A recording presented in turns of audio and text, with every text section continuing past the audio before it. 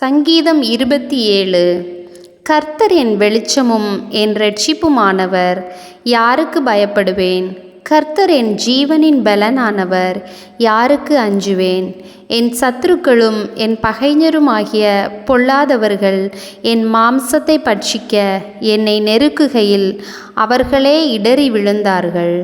எனக்கு விரோதமாக ஒரு பாளையம் இறங்கினாலும் என் இருதயம் பயப்படாது. என்மேல் யுத்தம் எழும்பினாலும் இதிலே நான் நம்பிக்கையாயிருப்பேன். கர்த்தரிடத்தில் ஒன்றை நான் கேட்டேன், அதையே நாடுவேன். நான் கர்த்தருடைய மகிமையை பார்க்கும்படியாகவும் அவருடைய ஆலயத்தில் ஆராய்ச்சி செய்யும்படியாகவும் நான் என் ஜீவனுள்ள நாளெல்லாம் கர்த்தருடைய ஆலயத்தில் தங்கியிருப்பதையே நாடுவேன்.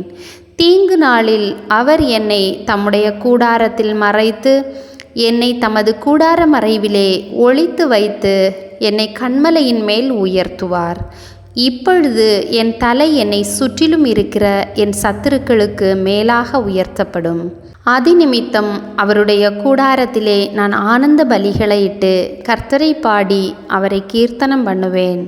கர்த்தாவே, நான் கூப்பிடுகிற சத்தத்தை நீர் கேட்டு எனக்கு இறங்கி எனக்கு உத்தரவு அருளிச் செய்யும்.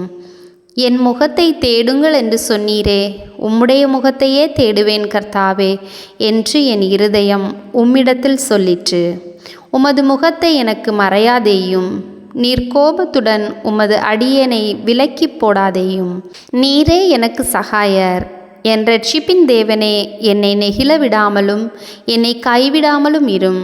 என் தகப்பனும் என் தாயும் என்னை கைவிட்டாலும் கர்த்தர் என்னை சேர்த்து கொள்ளுவார்.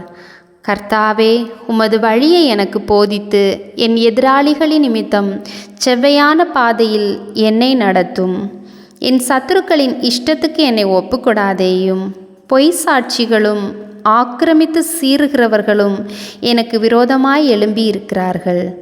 நானோ ஜீவனுள்ளோர் தேசத்திலே கர்த்தருடைய நன்மையை காண்பேன் என்று விசுவாசியாதிருந்தால் கெட்டுப்போயிருப்பேன். கர்த்தருக்கு காத்திரு, அவர் உன் இருதயத்தை ஸ்திரப்படுத்துவார். திடமனதாயிருந்து கர்த்தருக்கே காத்திரு.